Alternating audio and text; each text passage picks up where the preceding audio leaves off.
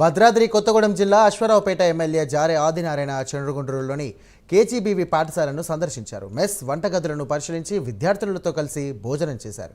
వారి సమస్యలను అడిగి తెలుసుకుని పరిష్కరిస్తానని ఈ సందర్భంగా హామీ ఇచ్చారు. అనంతరం జండలపాడు గ్రామంలో ఇందిరమ్మ ఇళ్లకు శంకుస్థాపనలు చేశారు. 6 గ్యారెంటీల అమలుకు చిత్తశుద్ధితో పనిచేస్తామని ఎమ్మెల్యే ఆదినారాయణ ఈ సందర్భంగా తెలియజేశారు.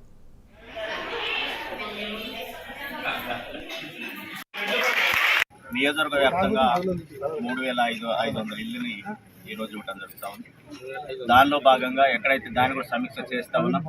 ఏదైతే బెండలపాడు గ్రామాన్ని ఏదైతే ఇంటి అర్హతకి ఎలా అయితే నిర్మాణ క్రమంలో ఎవరైతే ప్రక్షాళన చేశారో అదేవిధంగా ప్రతి ఒక్క గ్రామాన్ని గ్రామ పంచాయతీలో కూడా దాన్ని ప్రక్షాళన చేసి ఒక 3-4 రోజుల్లోనే ఇది పూర్తిగా కావస్తూ ఉంది. ఏదైతే ఎక్కడ ఇల్లుని నిరుపేదలకు ఇల్లు ఇచ్చే ప్రక్రియ చేస్తూ ఉన్నాం. ఏ గ్రామానికి ఇల్లు ఇస్తామో ఒక వారంలో మేము ఫైనల్గా నిర్ణయం తీసుకుంటాం. మొదటి దశలో ₹1,00,000 మనం మొదటి దశలో బేస్మెంట్ ఇస్తాం. తర్వాత రూప్ లేబర్ల వరకు 1.25 ఇస్తాం. తర్వాత స్లాబ్ దగ్గరకు వచ్చాక 1.25 ఇస్తాం. మళ్ళీ పూర్తిగా స్లాబ్ అయిపోయిన తర్వాత మిగతా పేమెంట్ 5 లక్షలు పూర్తి మిగతా పేమెంట్ ఇస్తాం.